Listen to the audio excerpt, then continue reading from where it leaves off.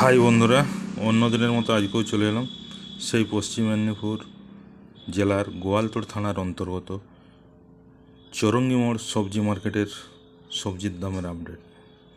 আজকে সমস্ত সবজির দাম আগুন লেগে গেছে। প্রায় দাম আজকে করলার দাম 40 টাকা থেকে 45 টাকা পর্যন্ত চলছে কোয়ালিটি অনুযায়ী।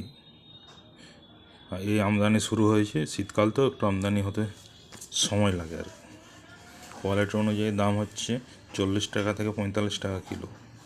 আজকে ঝিঙার দাম 30 টাকা থেকে 32-33 টাকা কিলো পর্যন্ত বিক্রি চলছে আর কি বাজার। এই আমদানি হচ্ছে ঝিঙার। আজকে বরবটির দাম 30 টাকা থেকে 35 টাকা পর্যন্ত চলছে আর কি, 35-এর উপরেও চলছে বরবটির দাম কোয়ালিটি অনুযায়ী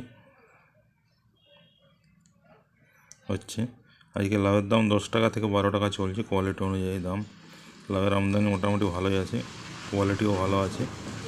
ঠিক আছে বন্ধুরা, সবাই ভালো থাকবেন, টাটা।